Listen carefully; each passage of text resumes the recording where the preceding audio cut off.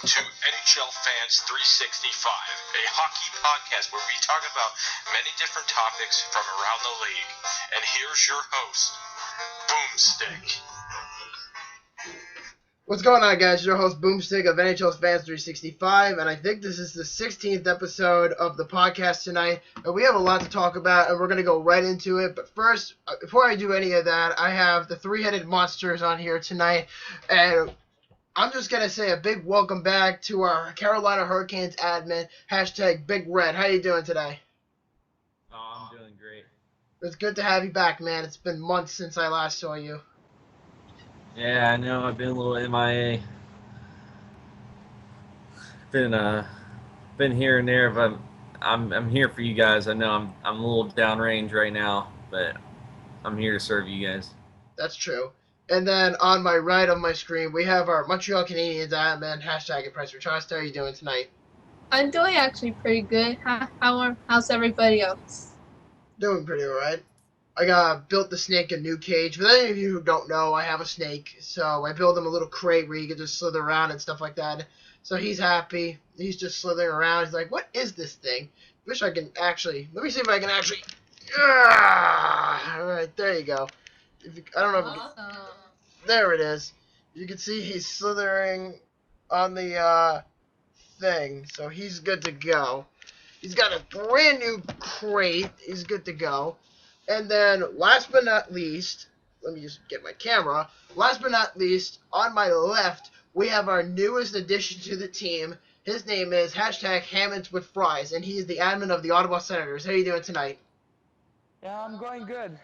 Doing pretty good for yourself? Yeah, doing not too bad at all. Well, that's good. I mean, let's get rocking. Alrighty, so we got a lot to talk about tonight. We're going to talk about the coaching vacancies that's happened lately. We're going to talk about the Fort McMurray fire. We're going to talk about the latest deal between Seattle, the NHL, and the Seattle deal.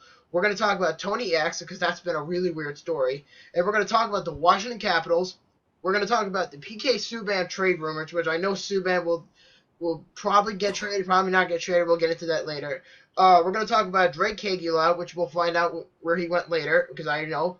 And we're going to talk about John Kaika, how he's... Fuck you say his name. He's the new GM of the Coyotes. So, to start off, why don't we start with the latest coaching changes from the NHL perspective? You know, just about maybe half an hour ago, we were talking about Bruce Boudreau, and he was the new head coach for the Minnesota Wild, and he signed a 4-year deal worth about $3 million. And to be honest with you, I think this is a great signing for many. But I wanted to ask, what do you guys think? Starting with Jerry. Oh man, I think that's an amazing deal. You can't really go wrong with this guy. He has a proven track record. The guy can win and he can coach a team. You just got to give him the tools, just like every other team, and you build from there. So I think it's going to be great for him. Fair enough. And you know what? I think Bruce, he is a playoff coach. He's a great regular season coach as well, but I just think, from his resume, he can never get anything done except last year with the Ducks. But I think in the end, Bruce Boudreau is a good fit for me because originally we've been hearing all week, and I know Matt is a bit upset about this too, is that Bruce Boudreau was going to originally sign with the Ottawa Senators, but apparently that did not happen. But I wanted to ask you about that, Matt. How do you feel about him now in Mini, and how do you feel about him at the time he was expected to go to Ottawa? Heartbreaking.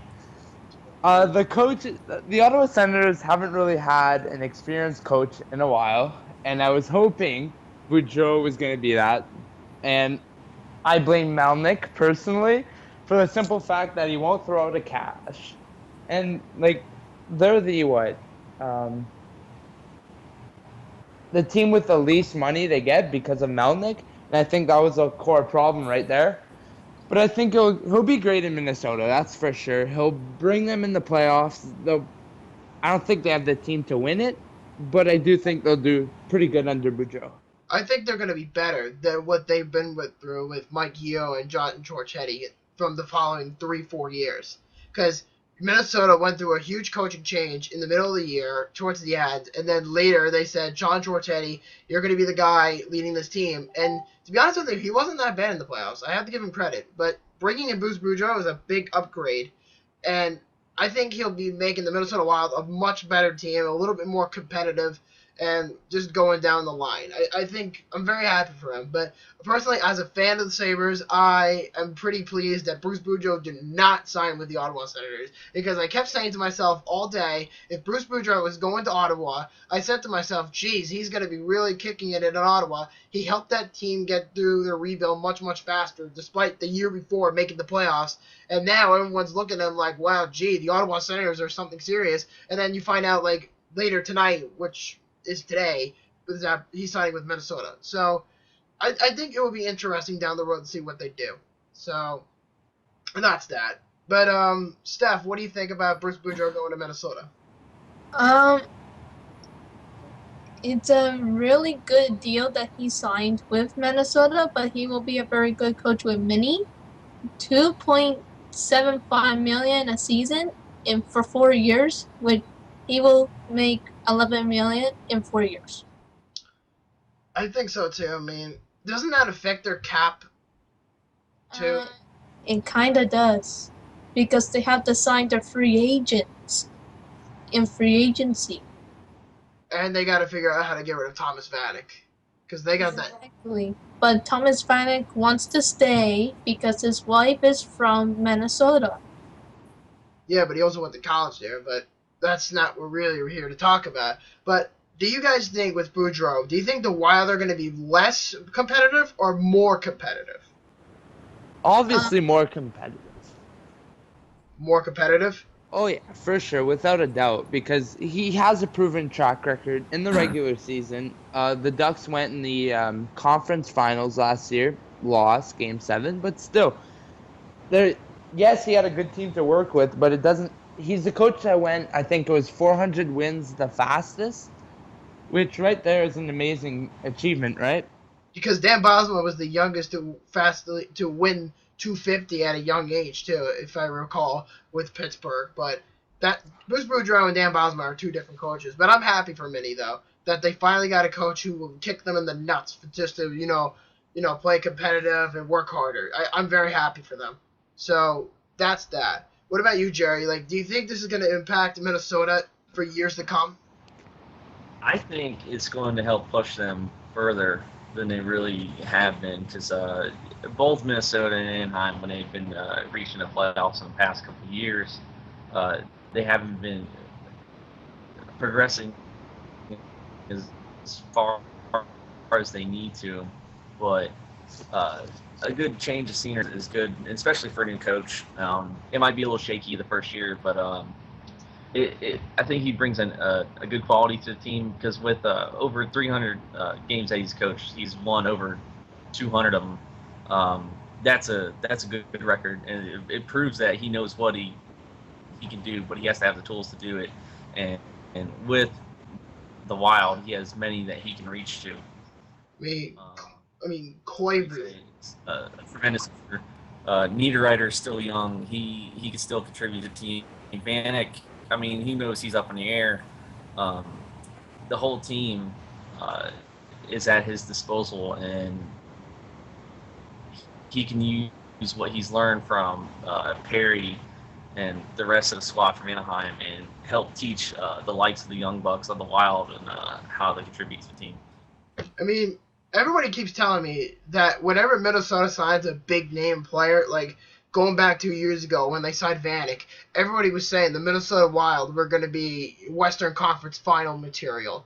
And I said to myself, there's no way. I think now with Boudreau, things are changing. They're not bringing in a mediocre coach. They're actually bringing in somebody who has experience and has been to the playoffs, but never passed to the second round, because that's usually his biggest downfall, is the guy never gets past the the second round, I'm sorry.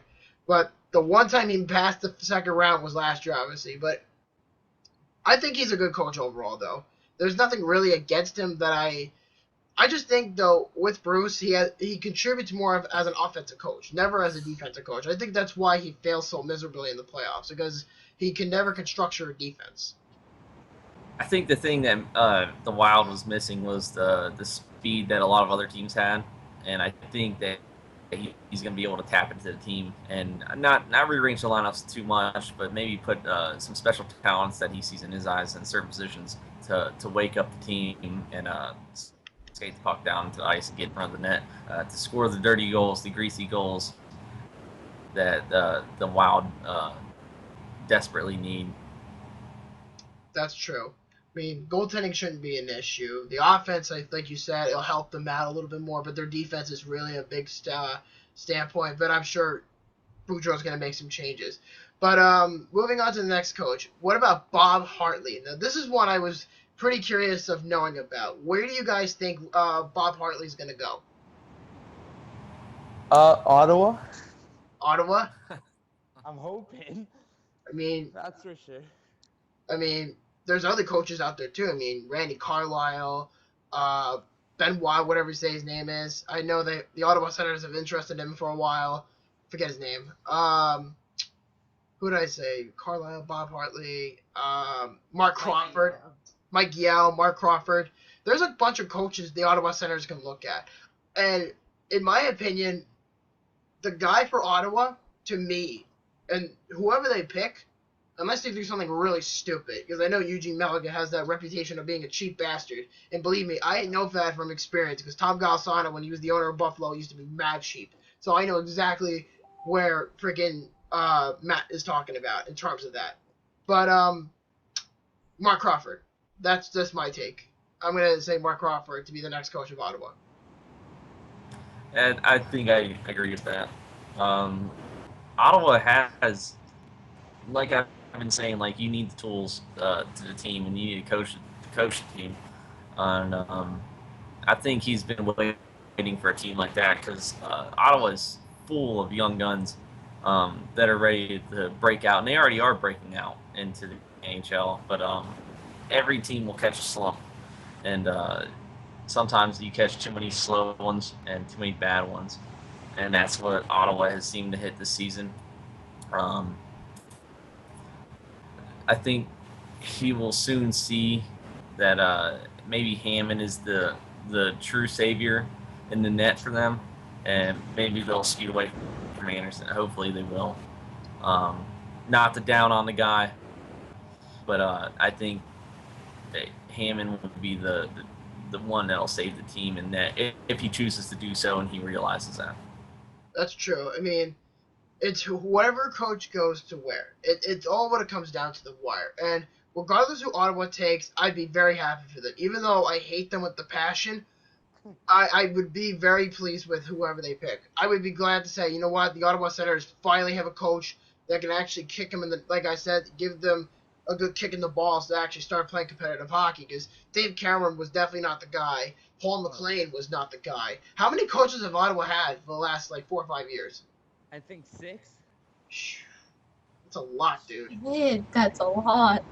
Yeah, they've had a lot, but Mark Crawford, I don't think he's the guy. He's been coaching in the Swiss A League for 4 years. He had a championship team 2 years ago, lost in the finals last year, but then this year he only goes to the first round. I don't know. And then he also got Austin Matthews this year, so I don't know how they got out in the first round. It just doesn't make sense to me. But he does have a cup on his resume from Colorado in '96. Yeah, but the game has changed since '96. Not that I would know, but it's changed. Oh, yeah. I mean, I wouldn't agree with you. Yeah, what am I saying? I agree with you on that. I mean, the game has changed drastically, but Crawford is a good structured coach. He's very good with youth guys, and he's very good with veterans. So there's a little bit of a good structure there, because the Sens have both good youth and they have good veterans. I mean, Chris Neal, Chris Phillips, Craig Carlson. That's another one. I was going to say Nick Foligno, but I forgot he got traded years ago. There's a couple of guys there in Ottawa. I think Crawford would be a good choice. What about you, Steph? I haven't heard from you in a while. I think Ottawa's gonna get Mark Crawford, in my opinion. You're saying Mark Crawford? Yeah. Because they need a coach that kicks them in the ass real bad. Oh, yeah. I agree with you on that. Who did you say it was earlier, Jerry, that you wanted the Sens to take?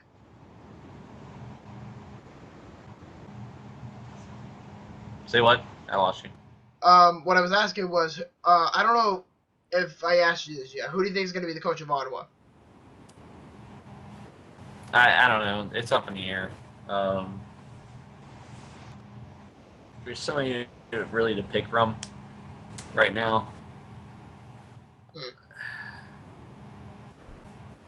I don't know. I couldn't put my finger on it. Couldn't put your finger on it. Too many to choose from? Yeah. That's true. Because the earlier one, the two teams I think that needed the desperate coaches one we talked about was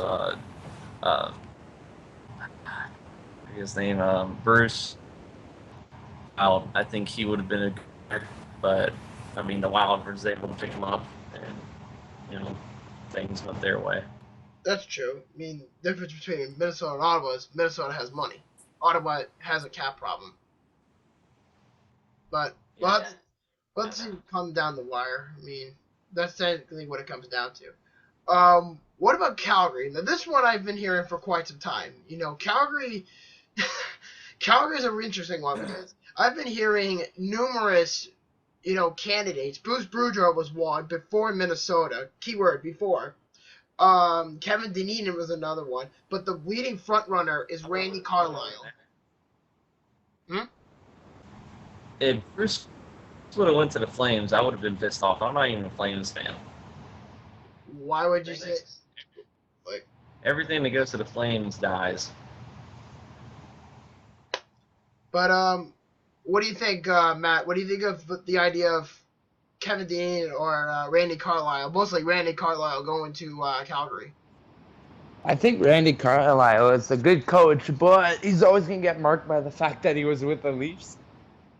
But if I'm going to be honest, no one's going to help Calgary at the time. No, why? Because of goaltending. It's just absolutely awful. And until they fix that, no coach can fix that team. It doesn't matter if they bring in Mike Babcock or Scott Bowman decided to coach again. It wouldn't matter. That's fair, but I think at this rate, Calgary needs somebody who has experience, like we all said. I think Calgary will also need a guy I think they need a new goaltending coach. That's what I think the Flames' problem is they need a new goaltending coach. I don't know who the coach is in Calgary, because I know back then it used to be Clint Malarchuk, but I don't know what the hell happened to him. He just kind of vanished. And then, but I think if anybody, I think Randy Carlyle would be the guy for Calgary. I feel it coming. I see it coming. Not because I'm a psychic or a mind reader, but I think just from in that vision in my head, it makes me think that Randy Carlyle is going to take the nod for Calgary. I just sense it. Well, he hasn't coached in a year, though, right? And Wait, what, Jerry? What do you think is going to happen to Hartley? What do I think is going to happen to Bob Hartley? Well, we're going to get to that in a second. Okay. We'll get to him, I promise. What about you, Steph? What do you think of that? Randy Carlyle or Kevin Dineen are going to Calgary? I think it will be Randy Carlyle, but he has destroyed the Leafs so bad. Not in the past few years. But would you really be that embarrassed about the Leafs? Like, do you even feel bad about them bringing in Randy Carlyle? I would give two shits if they signed, if Calgary had Randy Carlyle or not. I think Randy Carlyle just wanted to get out of Toronto. I think that's why he was so shitty. Yeah. He just wanted to get the fuck out of Toronto. That's their biggest primary at this point. Is just to get out of Toronto and just go elsewhere. It happened to Brian Burke. Brian Burke got fired out of Toronto, and then he became the president of hockey operations for Calgary, and then he turned them into a beast. Obviously they didn't do great this year, but they made the playoffs the year before, and then came from there, and they were a big surprise to the league, and then just came from there. I think if they bring Carlyle in, it'll be vintage Randy Carlyle, not the make-believe Randy Carlyle. No. When we saw No. Randy Carlisle, oh sorry, my bad. No, you go ahead. Matt, what were you saying? Well, when we saw Carolina and Anaheim, he had a team to back him up. In the Leafs, he didn't have a great team. I mean, he had Kessel, but I blame Burke also because he could have had Sagan and Hamilton, but he didn't really have a team compared to what he had in Anaheim. So you can't really necessarily, call him a great coach either because he had one of the best teams at the time to coach. So it's easy to win when you have the best team. That is true, but the '07 Ducks and his tenure with the Leafs are two different stories.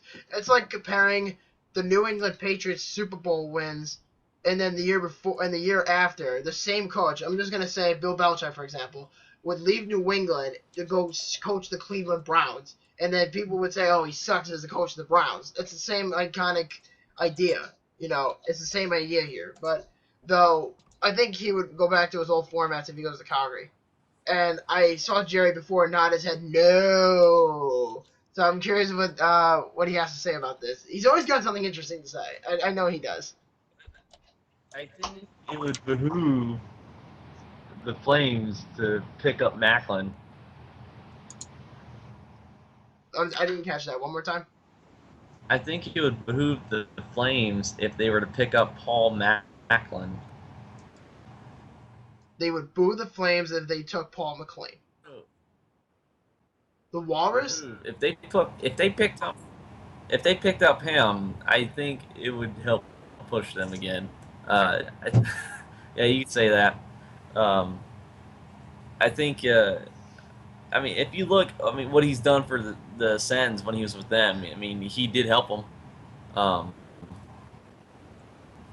Why they got rid of him, I don't know, but I think he's a perfect fit for the team. They need some, I say, better knowledge that he possesses. So That is true. I think Paul McLean's more of a better assistant coach than he is a head coach because it failed miserably in Ottawa. Well, actually, that's not true. I take that back. He did some good things in Ottawa, though. He did take. No, that's why I said I take it back because Paul McLean was not that bad of a coach when he was with Ottawa. He's a better coach with Anaheim, but I just think that he's better off as an AC than he is an HC. But that's just me. And what about you, Steph? Paul McLean, he has some good moments with the Sens and some bad moments. That's fair. And I don't want to say anything bad about him, but there were a few years that he didn't get Ottawa to the playoffs, and there were some years he did get the Sens to the playoffs. Like, for example, 2014 to 15, Ottawa was in the playoffs along with Calgary, Montreal,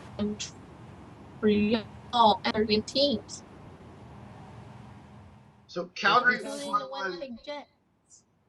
The Winnipeg Jets, I forgot about them. And the Vancouver Canucks.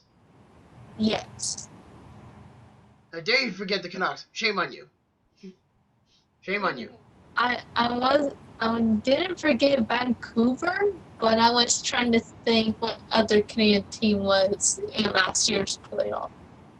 Well, I got you. So definitely was not the fucking Leafs. I can tell you that.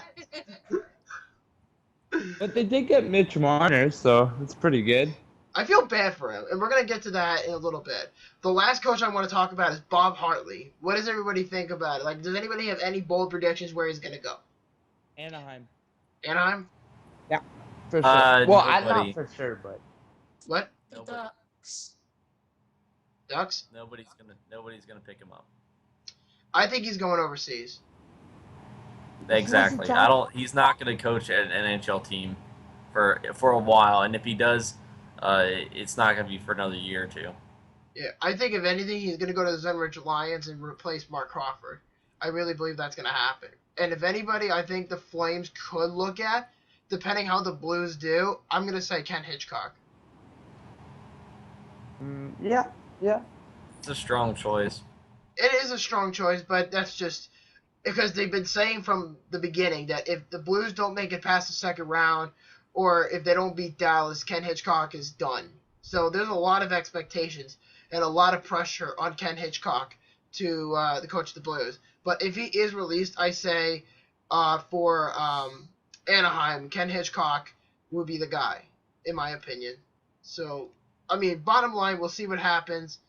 You know, nothing crazy yet happened because the Blues are winning the series. But in the bottom line, I think we'll see that happening down the road. So, does anybody here have any last-minute comments before we move on to the next topic? So I know Yeah, I actually do. What's up? I remember, I think it was Murray saying that he wished he took, I think it was in 2010, he wished he took Hartley instead of the GM at the time, not the GM, but the coach. I don't remember his name. So I think he's going to Ottawa, Ducks or Ottawa for sure, because Bob Murray still has a position in the Sens management, not as impactful as a GM, obviously. But he's going to tell Dorion a little bit of advice, and I think that's why they're going to pick up Hartley. I mean, you're not getting Tim Murray. I can tell you that for a fact. No. You ain't touching him. Don't you dare bring him back to Ottawa. He is not going anywhere right now. I am telling you. Tim Murray is staying in Buffalo, period. I'd be good with him going to Ottawa. He's not going to Ottawa. I'm sorry. I mean, it's your opinion, but that's just me biased. But we'll see what happens. Any last comments, guys? Jerry, Steph? No, I'm still going for McLean. It's going to the Flames. See what happens. So no comments from you, Steph? No. Alrighty. Next one we're going to talk about is the Fort McMurray fire that happened over in Alberta in the weekend. Nearly thousands and thousands of homes were burned over the week, and half of the entire city was burnt to ashes. And you know what? I send out my thoughts and prayers to those families who've lost their lives. And I know the Canadian Red Cross has been very active, and the Calgary Flames, and the Winnipeg Jets, and St. Louis Blues, the Edmonton Oilers. Those teams have been giving at least about $100,000 each or more. I mean, kudos to those guys. I give them a lot of prompts. You know, and I know for one thing is that Mitch Marner, and I tried to tell our Leafs admins this, and I tried to have them posted, was that his house was burnt down of the week of the fire before the game 1 of the OHL finals, which is really interesting because I had no idea that he was even in possession for that kind of tragedy. So I just kind of wanted to send out my thoughts and prayers to the families who lost their lives in the fire. So does anybody have any thoughts about this? Well, me too. I'd like to give in my prayers and thoughts. And it's kind of awful, eh? It reached Manitoba, Ontario, Alberta. It's only growing and growing, so I hope all the firefighters are able to contain it, and their hard work is tremendous. Oh, yeah. I mean, like I said, Mitch Marner's house was burnt down during the fire. So when I first heard that, I said, you know what? As much as I hate the Leafs, as much as I think Mitch Marner is going to be great as a player in the future, I feel bad for him that his family's house got burnt down. A place where he grew up for many, many, many, many years. It's sad, too. I mean, like, is there any real speculation of how the fire came out? No. Sorry I don't to think so. interrupt you there, Matt. Oh, it's all good. The reason why the fire was caused because Fort McMurray hasn't had any rain whatsoever, and when a place gets too dry, it has a greater chance of going up in flames. But I do give my prayers and thoughts to Fort McMurray, to those that lost their homes, lost their loved ones. It's just too hard. Even me as a Canadian citizen. It is sad. I mean, it's tragic. I mean, I mean, I love Canadian people. As a lot of my good friends on this page are Canadian. You know, you two are Canadian. I know that, and you know what? I feel sorry that you guys had to go through this shit. It's terrible. I feel sorry for you. But you know what? I feel bad for the wildlife that's in there. You know, grizzly bears, wolves, wolverines, deer, moose, you name it. Anything in the wilderness, I'm sure. I mean, God forbid, you know, thousands and thousands of natural resources have died out, and some animals died, and all that stuff. I mean, it's sad. It really is. And like you said, if there's not enough rain, it's gonna get dried up, and it's gonna burn the place down. I mean, is the whole forest, like the whole area of Fort McMurray, burned down, or is there some parts of it still standing? Now, Edmonton and Fort McMurray is near Edmonton, not too far. So there's a greater chance it might hit Edmonton. Did they even put it out yet? No. Yeah, I mean, and I have a personal story on here, guys. Does anybody here remember Hurricane Sandy? Yeah. Yeah, Yes. remember. You do. Jerry, did you go through it? No, I was overseas at the time. You were overseas. I got struck by Hurricane Sandy. I didn't lose anything, you know. I lost power, of course. Trees were falling, lots of rain, lots of thunder and lightning, you know, houses and stuff, all kinds of. I remember this too, and I remember it like it was yesterday. There was a bunch of, you know, trees falling, and lots of water was rising from the oceans. Just because I live near the Atlantic Ocean, because I live right near the waters. I live on Long Island, and the whole parts of Long Island are surrounded by water. If you look at it on the map, and a lot of the tides came up and destroyed all the marine life, you know, fish and sharks and flounders and all that. All those animals that lived in the water all ended up on shore and died because of the conditions of the storm. And then boats were flying on top of people's roofs. There was trees knocking down. It was ridiculous. It was crazy. And I actually have pictures. I'm not going to show it because that breaks my heart on my personal page, and I'm not going to show them on here, obviously. But I just kind of wanted to go through it as a personal experience for me because, you know, I know the storm was like 2-3 days, but damage was done. And even now, some people are still having trouble finding a house to live in Long Island because of the storm, because it did hit eastern parts of the eastern hemisphere, and it was crazy. And this was on you know, Halloween of 2012. I mean, I'll never forget it. I'll never forget it. Hurricane Katrina, Hurricane Sandy, hurricanes, everything. You know, Hurricane Isaac. There's a lot of hurricanes in those areas. You know, especially in the southern parts of the globe. You know, near North Carolina and southern parts of the states. I mean, there's a lot of flat areas, so there's a very good chance of hurricanes and tornadoes and stuff like that down there.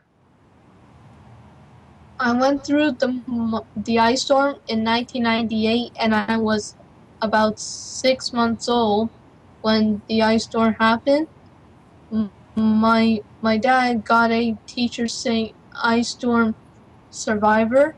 I might show it, and my family didn't, in Montreal, the whole city of Montreal didn't have power for at least up to 3 weeks to a month. And my dad was working for the Montreal Gazette newspaper at the time, and my mom was working with a puzzle company at the time. A puzzle company, as in like jigsaw puzzles? Yeah. It's cool. You know, I mean, we lost power for 2 weeks, but mostly everyone on Long Island lost power for like 4 months. It was ridiculous. I remember that. Never forget it. That's for sure. Any memories for you, Matt or Jerry? Give me 2 No. seconds. I never really had many personal memories of all that stuff. The only thing that's ever came close to happening with me for that is hurricanes when I was younger, but that's about. I was too young to remember them. What about you, Matt? In Ontario, we don't have much. We're pretty good for that. No earthquakes, no hurricanes, not many tornadoes. So no, nothing I can remember. No, I will say this though. whenever I lived in Alaska for a while, a lot of people don't think about this, but they got wildfires too. And when I was up there last year, they got hit with another dry spell. And same thing with Steph was saying. We know when the ground and the earth gets too dry, and people abuse the land, or lightning strikes, it'll burn up the land and it'll take over the whole state. I know last year they had called a state emergency for it, so it's not uncommon. But I think they'll get through it, and they'll be able to rebuild from it, and hopefully bounce back pretty well.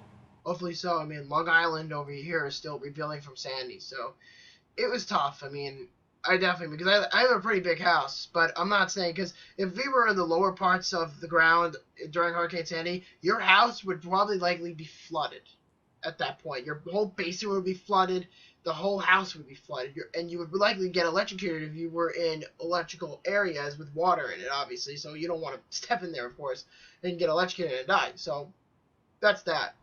But like I said, I'm sending out my thoughts and prayers to the people who have been affected by the wildfire at Fort McMurray in, Steph said, in parts of Edmonton and all parts of Ontario and Alberta and etc.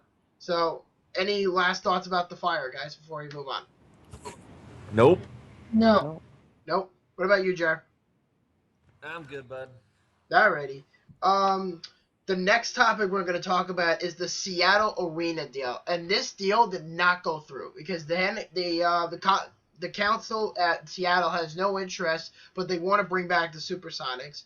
But I don't, because Portland, Oregon doesn't want any interest at all for a hockey team. They don't even want it to be a hockey environment, so screw Portland. The arena, the idea is to bring back the Supersonics, and then maybe down the road bring a team in Seattle, but at this rate, it's going to likely be either one or two things. It's going to be an expansion team in Seattle in maybe 2021 or whatever, or not do it at all. Or they can go with another option, and Jerry's going to get really, really pissed at me for this, relocating the Carolina Hurricanes to Quebec City. Not going to happen. I'll punch a mother. I would have no children. Does anybody have any thoughts about the Seattle incident? I think they should stop with the expansion teams. It's not really completely on topic, but I think that the league's getting too watered down. Teams have less talent. If we went back to 20 teams, which I know it won't happen, but let's say if it did, there'd be a lot more talent in the NHL, and games would be a lot more exciting. So you're saying that if there were less teams in the NHL, it would be most likely more exciting. For sure. I mean, it's not a bad thing that if they do that, but that's never going to happen again unless 3 teams for some reason go out of business, like the Columbus Blue Jackets, which they're not going out of business. The Winnipeg Jets are not going out of business. The Buffalo Sabres are not going out of business. There's no reason for them to be doing that. But I think it'd be Phoenix, but I doubt the NHL would let that happen. Oh, no. Same with Florida. Florida's under lease till 2021. And they're getting new design logos and new design jerseys. And I'm sure you've all seen it. But I think the jerseys look okay. I know Steph's a little embarrassed that they look like the Canadians. I mean, come on. You can admit it. The one of the few NHL teams I could see moving is the Yotes, because they don't have that many fans, the Coyotes, even though they're in Arizona, because Arizona is more of a football state than a hockey state. They're also pretty big with baseball. Yes. But oh yeah, that's true. What's up? I mean, it was a nice thought to put a hockey team in Arizona, but come on, let's say if the baby's ugly, the baby's ugly. Call it the way it is. Not saying Arizona's a terrible team, but that is a terrible location for a hockey team. There's a lot more people out there that deserve a team in their city, and these guys, I don't say they're hogging it, but it's time to let go a little bit and move on. Their roots haven't been deeply appreciated, I think, as well as some of these other NHL teams and previous NHL teams. I think so too. I mean, they're trying to bring, like I said, what do you call it? I personally think putting a team in Seattle at the same time they're trying to do the Supersonics is kind of a bad idea because if you're trying to bring back the Supersonics and then at the same time they're trying to distract you with a team, it's just with an expansion team. Is this really a take? Like, is anybody? Okay.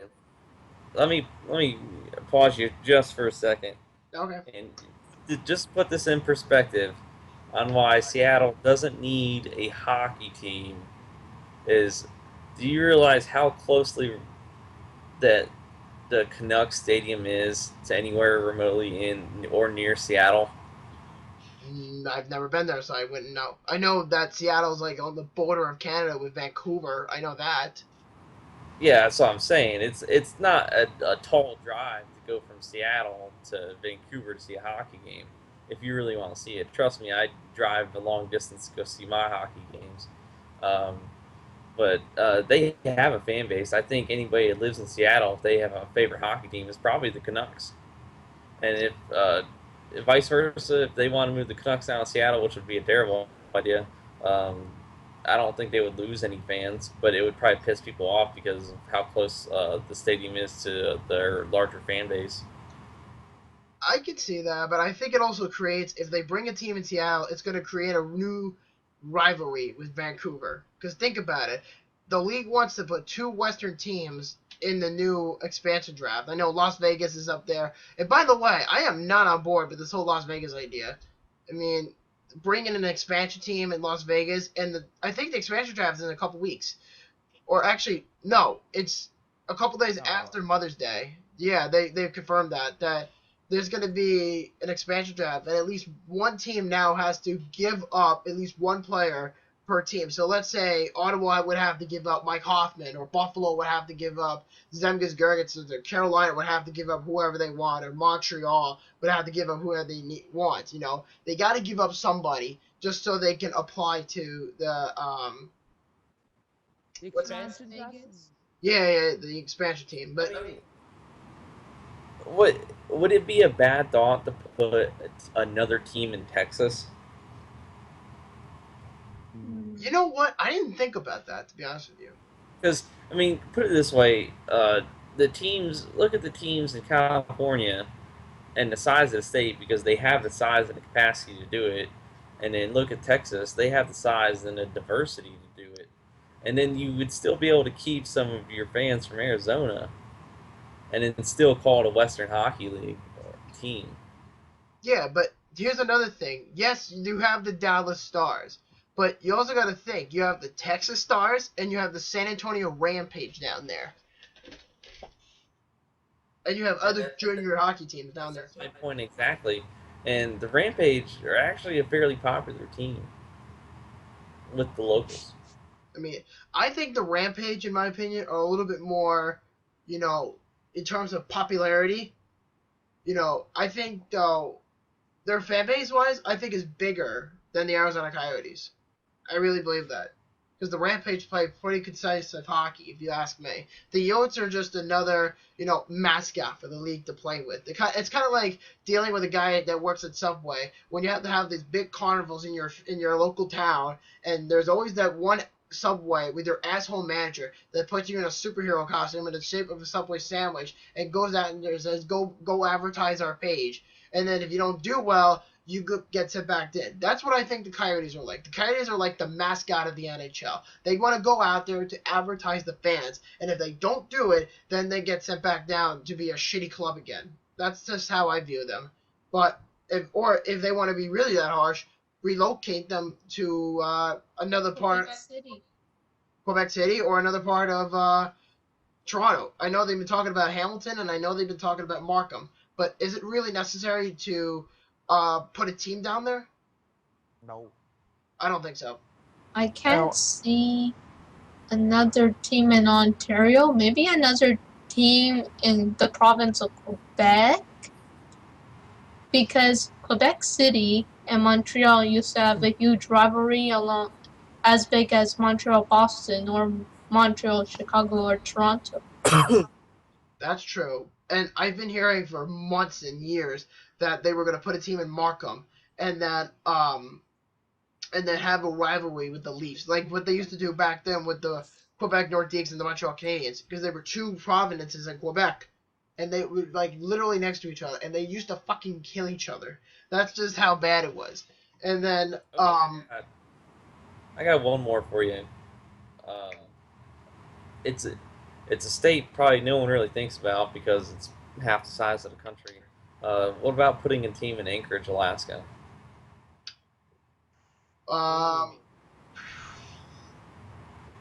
Let me tell you, I lived in Anchorage for 3 years, and that town loves its hockey. They have a team in the ECHL. It's called the Alaska Aces. If they had put an NHL team in that town, for one, you're going to bring in more money for tourism. Two, players are going to love to play there. Everywhere there's outdoor rinks. You're going to put the economy in full swing if you move another team to, say, Alaska. But how big's the town? Oh, it's huge. It's probably a little bigger than Raleigh, North Carolina, and Raleigh's the capital of North Carolina, and it's also where the Hurricanes play. Okay. Well, I mean, I don't know if it'd be a good idea though, because I mean, I'm sure the flight would be pretty long. Well, there's probably longer flights, but still, you would add in a long flight, and then you have jet lag to consider and all that. that is true. I mean, it wouldn't be as bad for some other teams, but I'm telling you, it would help that team out tremendously if they had moved up there. I think it's a good idea. I mean, it would work, but the question is, could the NHL allow the Alaska Aces to be an expansion team? Because I know they've been trying to, like I said, they've been trying to put a team in Quebec City, and I know they've been trying to put a team in Seattle, and of course, they've been putting a team in Las Vegas, which has already been confirmed, unfortunately. I mean, Alaska's not a bad idea, but I mean, like you said, it brings up the economy, but the problem is, Alaska, there's two problems. Alaska was bought by the United States, so it would be a U.S. team, another one to the market. And two, because Alaska is there, right up there with Canada, the economy in Canada is not that great. Same here in America. It's not great. So I think between the American dollar and the Canadian dollar, to put a team in the Alaska Aces, or an expansion team in Alaska, I think it's going to kill it because of the money. And that's just my belief. I really believe it's going to happen in terms of, falling flat to get a team in there. I mean, they could try, but I don't know if it's going to work. I really don't see it, but it's not a bad idea for a hockey town. I mean, I don't know. I mean, we'll see. It has been thrown out there a few times. But then again, yes, we'll see. That's true. Any last comments, guys, before we move on? No. No? Yeah, I have one quick comment. Yes. I think personally the Coyotes will never move, and for the simple reason they have one big fan, and that's Bettman. He's never gonna let the Coyotes move. Like, come on, let's be real here. It's like his baby right there. They're not Screw moving Gary anywhere. Bettman. No, fuck Gary Bettman, okay? He could suck a cock in hell. But he's a good businessman. Yeah, okay. 3 strikes in 20 years. Good fucking businessman, alright. He makes money, though. That's his job. That's why they hired him. I know, but that's the problem. He gets paid during nothing during that frame, and nobody else does. He's the only one that gets paid. It's like, I don't know, if Donald Trump, for some reason, if the U.S. economy was on strike due to financial problems, and he just took all the glory and said, my money. We're not going to get into that, though. It's just a comparison. But, any last comments, guys, beforehand? No. No. Jerry? I just want an NHL team in Alaska. We'll see what happens. Matt? No, I'm all good. That's good. All right. We're gonna talk about this one real quick because there's really not a lot to speak of. But oh, I hear an admin. Who do we have here? Oh, fuck Who me. else would it be? Honestly. There she is, guys. Ladies and gentlemen, Blades of Buffalo. I'm not staying long though. I'm not staying the whole time. Hi, Hi. Yep. Hi. This newcomers is Blades of Buffalo. She's the second admin of the Buffalo Sabres. How you doing? Hi. How was your night? I want to strangle people. Oh, good. Kill me That's now. Kill Does me. that answer your question? Yes. Yes, it does.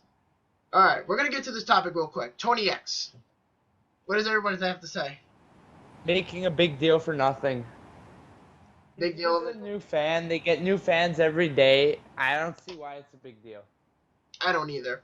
I mean, the only thing I know is that, and from what they make the media sound like, it's pretty much they're saying, oh, you know, I was a big football guy and a big baseball guy, but a black guy's gonna like hockey. Oh, shit, I know nothing. Let me just put it on Twitter. We gotta stop this Kane guy. What's a power play? What's this? What's that? Oh, my God, this is exciting. This is legit shit, dog. You did. Like, he I- did get I- popular. Oh, sorry. I think this is going to be a really fast conversation. It's a fucking media scheme. That's all it is.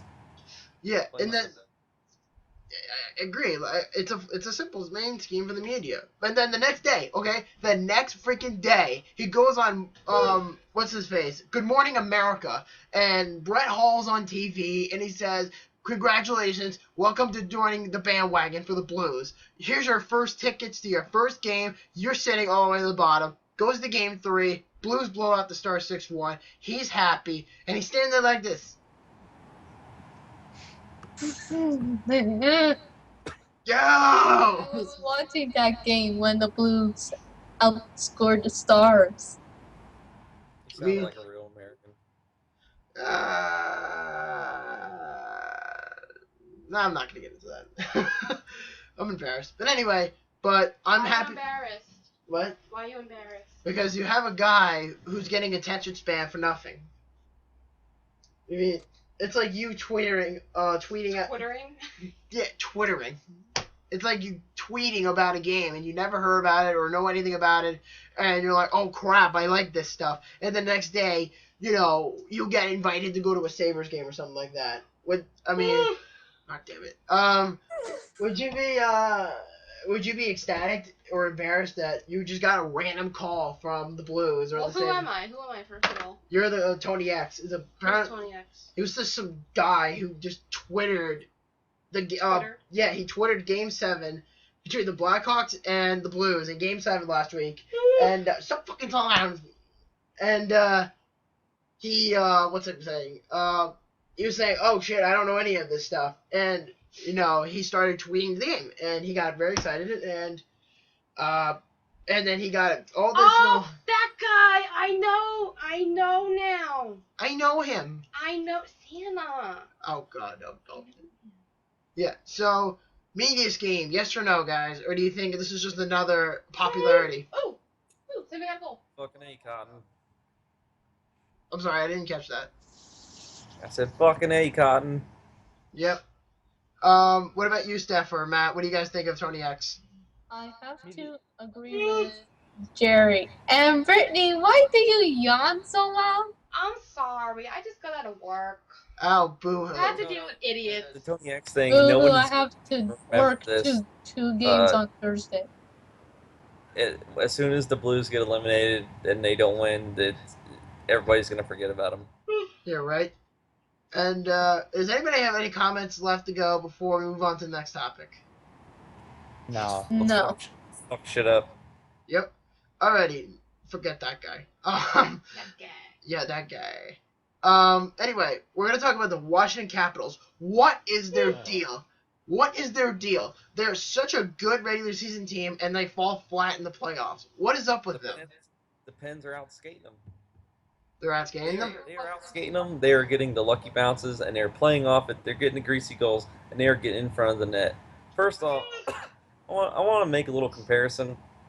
I think you remember when the Canes goalie got injured in the Stanley Cup run in 2006, and Cam Ward had stepped up and took the Canes to the playoffs and their first Stanley Cup. That is the same thing as happening to the Penguins. For me personally, I think we're counting the Washington Capitals out too early because they won their game tonight, so the series is only 3-2, which isn't too hard to come back from. And I personally think they're still winning the cup. And it's a bold predicament, but I'm for sure saying that. I mean, you're right, because there's proof that it can happen, because look at the Los Angeles Kings, who decided they wanted to play 7 games in each series that they possibly could back a year or two ago. That's true, but I think comparing the Penguins to the 06 Hurricanes is a bit of a stretch. Unless the Canes at the time have so many injuries that they just miraculously won the cup. I mean, look at the Red Wings in the 97 playoffs. You know. Call drop. Yeah. I wasn't really comparing the Hurricanes. I was comparing the goalies. They were both rookie goalies at the time. Murray's a rook.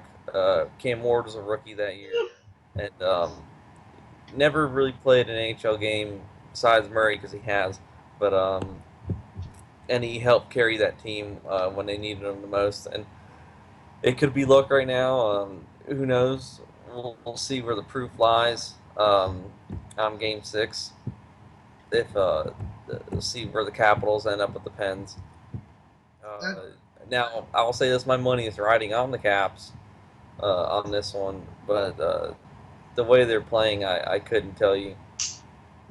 Yeah, and this clown behind me picked Tampa Bay to go to the finals. It's so yes, far. I had Tampa versus Minnesota. Minnesota. Fun day. Aren't they winning the series though? Yeah, for now. For now. For now. They're still winning. If they win tomorrow, they go to the ECF. They're gonna win. I also have the Blues advancing, so they better pull off too. You originally had Minnesota, but St. Louis is. I know, but I had them advancing, not going to the finals. I had them advancing. We'll see what happens. They're just trying to do a practice run to see what it's like to go to the playoffs without Stamkos. Who, the Tampa Bay Lightning? I think they're going to go to the finals regardless. I really believe that. I think that I really believe that if they go to the ECF and they play their ass off like they did last year against the Rangers with the Penguins, they're going to go to the Cup. I really feel like that's going to happen, but I doubt that it is because the Penguins are just playing really great hockey right now. But the Capitals, to me, are just one of those, teams like the Denver Broncos who never win shit until this past year. And, they get all the players that they world. They get all the players. They get all the talent. They get the coaches. They get everything. And then, why do you fucking yawn so loud? I'm sorry. And, what do you call it? I lost my train of thought. Oh, yeah. You get all the players in the world, and you do nothing in the playoffs. Who? The Capitals. They do nothing after the second round. They're always golfing. It is a problem, because it is the problem. It is. Yeah. What about It'll you? be a test.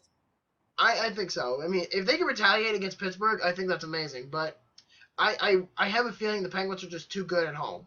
They're just way too good at home, in my opinion.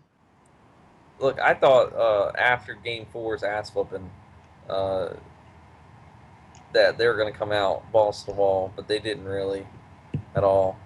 This game, I really thought they were going to light it up and hand it to them. But as I watched it with my friend for the time being, there's not a lot of action going on. I mean, there's some hits. It looked like Pittsburgh was out skating them the whole first period to me. And they gassed out a little bit, and Capitals, they picked up on that luck.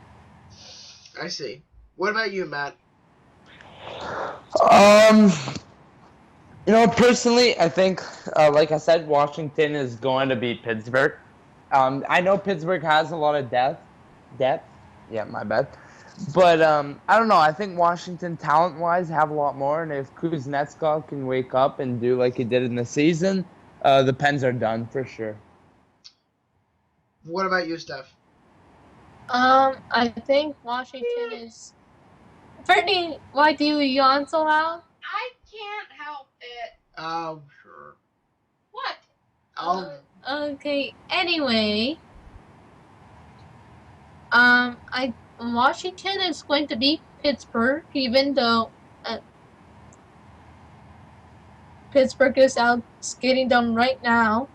Pittsburgh has that trick up their sleeve to come back and might tie the series.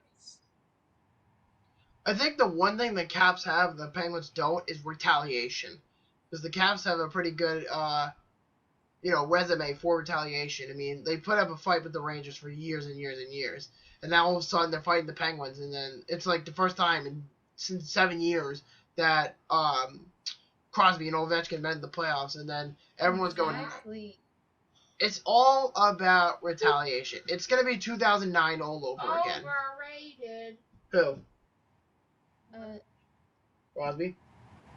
Other than Crosby and Ovi playing against each other in international play, Canada versus Russia. Like you said, this is the first time that they met in the playoffs. Second time. Second time. Because the first time was 2009 when the Penguins won the Cup. Oh yeah, that's true. Yep, and I don't know. We'll see what happens to the Capitals. I have a gut feeling by Monday they're out. We'll see what happens. They're probably gonna get knocked out. What about you, Brett? What do you think about the Capitals? I don't really have anything to say because I didn't have them advancing, and to be honest, I haven't been watching the game, so I can't judge based on how they've been performing. But yeah, as long as the Bolts advance, that's all I care about. She cares about one team. No, I care about like 4. What? Who's the other 3? Minnesota, I had them in the final. Philly. The Blues. No, not Philly. You had the Blues. No, let me finish. Oh. I had, the Blues, which they're doing a pretty stinking good job right now. And then I have, obviously, the Sabres, but they don't get that far in life, so it's Damn you. Oh, come on. To make you happy, I have the Islanders going to the ECF. I God hope you're right on Aren't that. they losing on the series? Yes. Yeah, the Lightning's winning. Yeah, if Tampa wins tomorrow, they're done. Good. No. Good. No. Yes. No. No, I have the Lightning going to the finals, dude. The Islanders can't win. We'll see. Any last comments before we move on, guys, to the next topic? No. No? No, I'm good. Alrighty. Third to last, we have a couple more to go. This is a fun one. Yep, PK Subban trade rumors to the Edmonton Oilers. What does everybody think about Not that? gonna happen. I wish it happened. Canadians. No, it's not gonna happen. Because Peter Chiarelli has said in the past that he's willing to trade the 4th overall pick, but I don't know if it's going to be worth for Subban.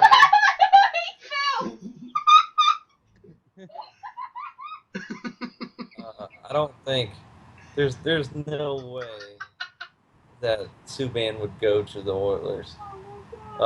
Do I want him to go to the Oilers? Absolutely. I think he would fit in. I think the Oilers could use Nurse and Subban to develop that blue line because he would be a tremendous and great mentor for Nurse. Oh, yeah, definitely. I think everybody could agree because I see Nurse might be a smaller version of Subban, but he can develop off him. I don't think Subban is... I'm sorry. Go ahead. Do I wish Subban would go there? Yeah. I want him out of Montreal due to the fact of I don't think he gets the respect that he deserves there. The fans absolutely love him. The team, I don't know. I don't feel that he gels with the team anymore. I think he's lost a little bit of touch. I think so, too. I mean, he's really good with the community, though. Let's just be honest right there. I mean... I think he's good with everybody's community. I've seen his story get shared throughout the world. I think he puts that kind of special touch on everybody's lives, and it shows other people that they can do everything that he does too. They just need to stand up and do it. That's So, true. good on him.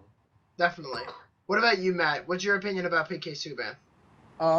I hate Subban, and it's not a Matt, racism thing, how by the dare way, because you?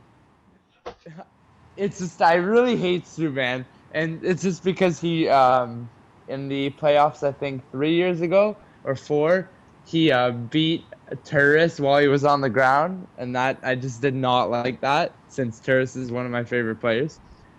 But not just that, I think the Oilers don't need Subban. Personally, I just think that an offensive defenseman is not what they need. They need more of a shutdown guy.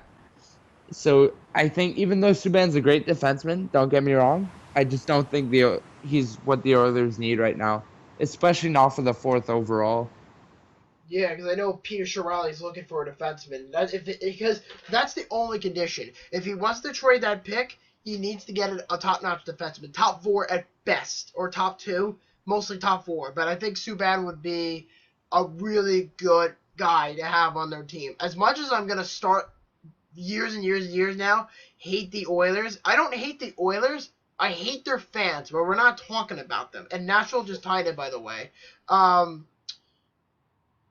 just don't know. I mean, I feel with the bridge contract, long-term contract that Subban got a couple years ago, why would they be requesting him to be traded even just 2 years ago after signing that deal, and then get rid of freaking Josh Georges? Thank you very much.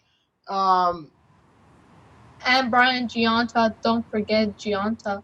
Yeah, but I'm talking about Subban in general. To sign Subban, they had to get rid of Georges. But thank you. I don't mind him. He might go to Philly in the offseason, but we'll see what happens. For Subban, he's a nice guy. I mean, he did donate, I think it was like $8 million to hospital and all that, and he's a good player, don't get me wrong, but he's not what the Oilers need. They need a top defenseman, which Subban is, just not offensive. They need a defensive because their defense is crap. I'm sorry, but it's one of the worst in the league. Well, I hate to say it, but kind of pathetic, really. Their offense is good. Goaltending needs some help, but with a good defense, they could be a playoff team. They can be, but let's face it, every first overall pick they've had, except for McDavid and Draisaitl, they've been complete trash. I mean, Hall's there for the longest time. Nugent's just overrated, and Yakupov is a piece of shit. Yeah, Yakupov's. They should have went for Murray, even though he's not doing great. It's still Yakupov. I find it funny because a couple of days ago, I was reading an article, and at the time when the Oilers had the first overall pick, they wanted Ryan Murray, but the scouts kept telling him, no, you got to take Nail Yakupov. You got to take Nail Yakupov. It's funny, too, because if they took Ryan Murray, Montreal would have easily had Nail Yakupov fall in their lap. Easily. I mean, not Montreal. Columbus. That's what I meant to say, not Montreal. They would have took Galchenyuk anyway, but that's that. But does anybody have any last-minute comments about the rumors?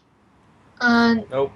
As much as I love Subban, he will not be traded. He does not want to leave Montreal. He loves it here. Any player that plays here in Montreal loves it here. Don't get me wrong. We love it here. Fleischman loved it here. Whoever wore the CH loved it here in the city of Montreal. Subban will not be traded under Bergevin. He will not be traded. Under Terry, he will not be traded because They got gold. They got gold. San Jose? Yeah. Yep. Yep. What about you, Jerry? Last comments?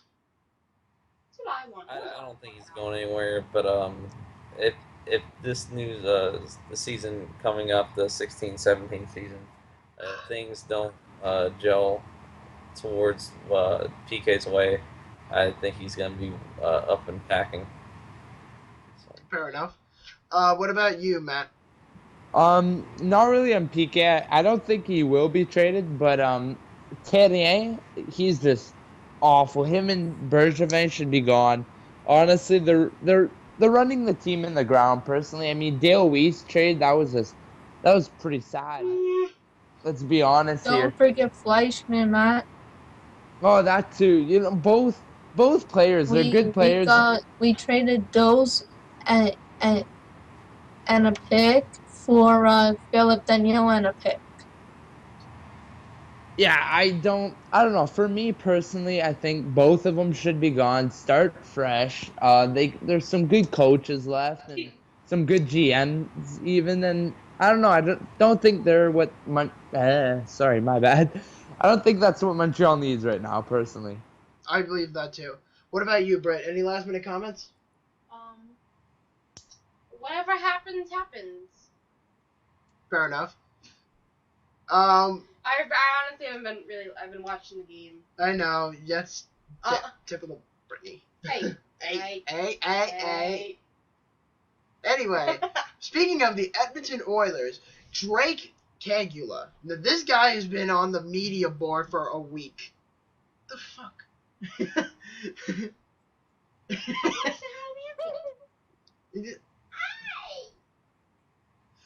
Drake.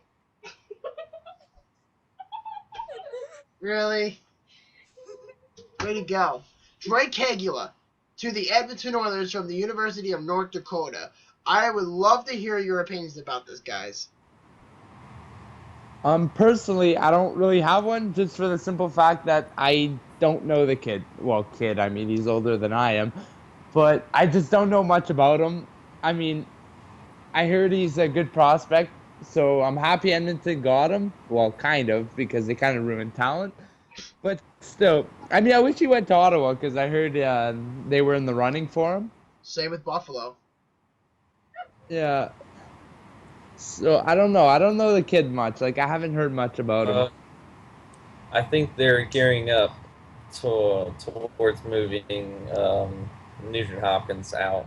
Do you think it's going to be leaning towards Nuge?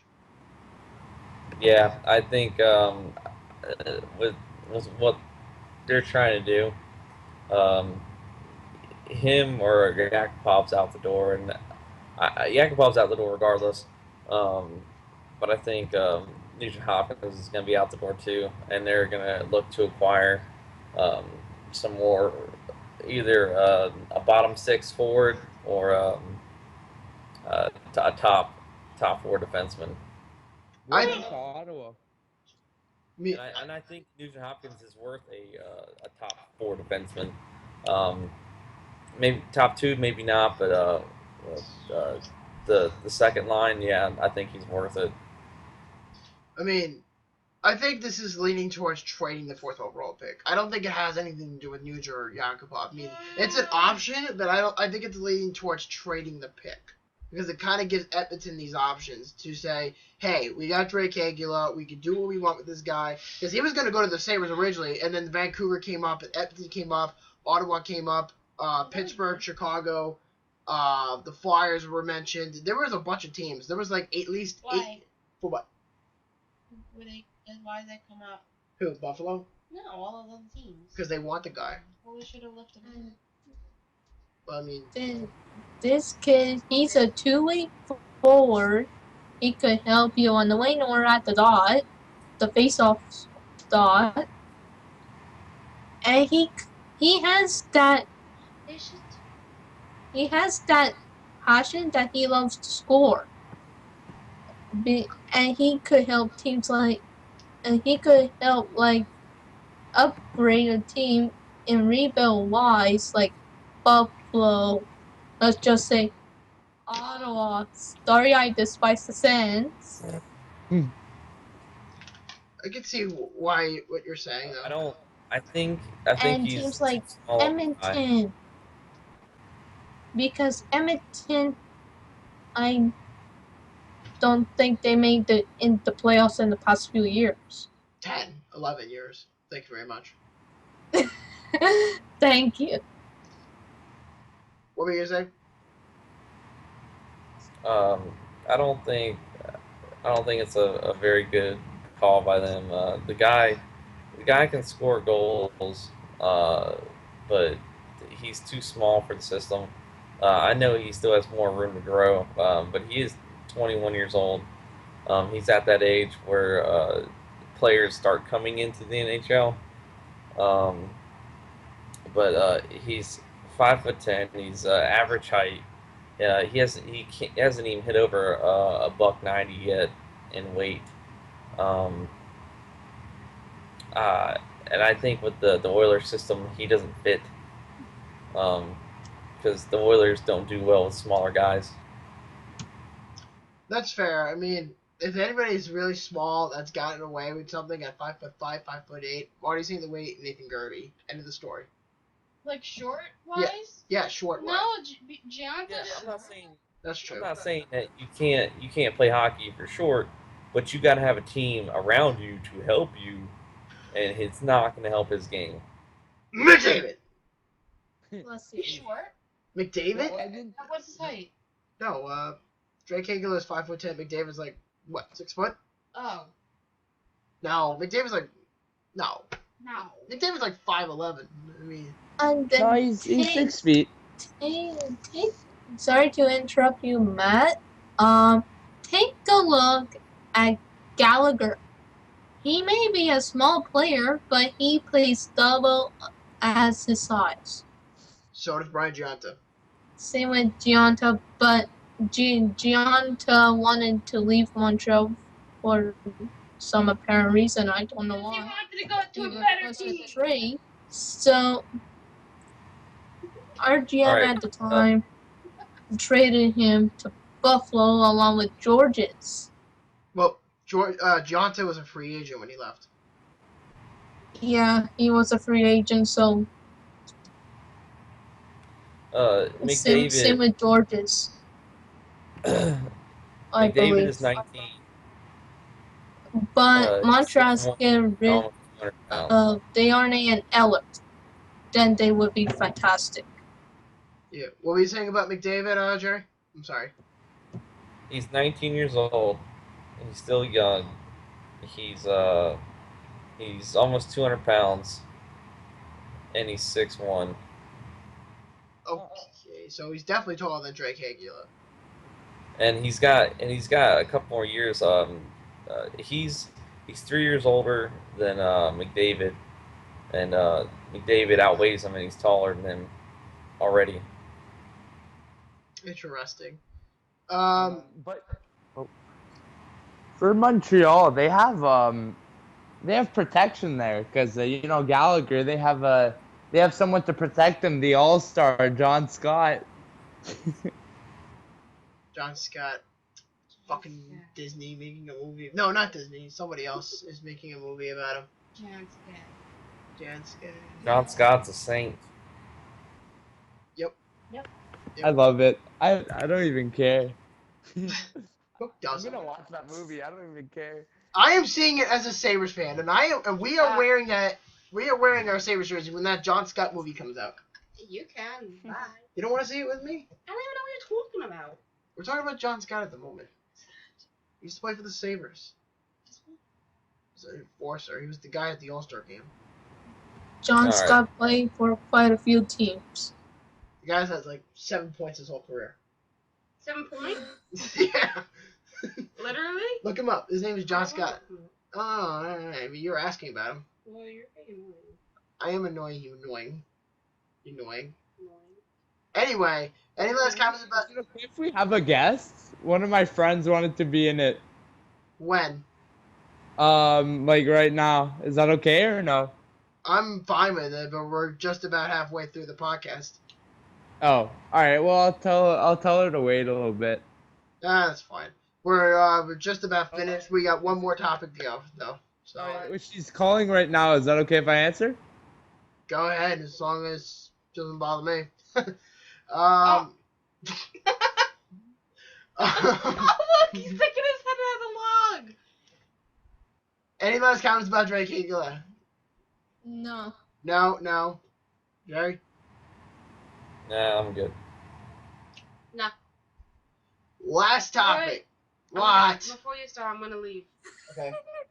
I'm stealing this. Yeah, fine.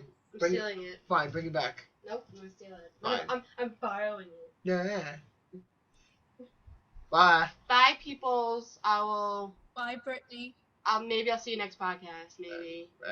Maybe. Yeah. Maybe. Hug. Got a hug. Bye. Next week at home. Alright. Kyle. What the hell am I saying? John Chayka, the youngest GM ever at 26 years old, to be the next GM of the Arizona Coyotes. And the same day he gets hired, he resigns Dave Tippett for 5 more seasons. What do you guys think? Coyotes are drunk.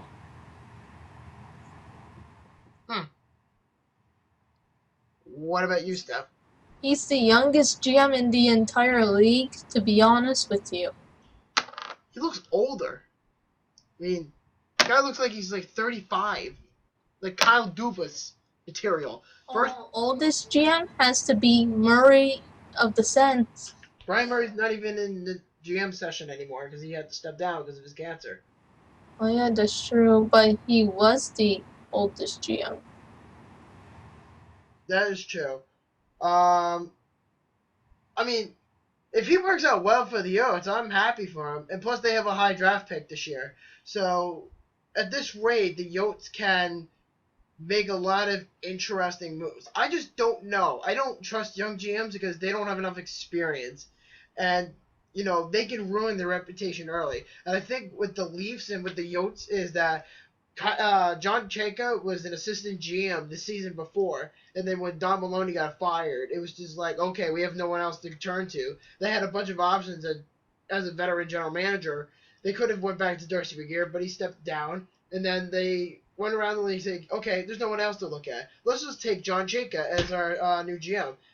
That's a lot of pressure for one guy who's only been in the Yotes organization for less than under a year, don't you think? Yeah.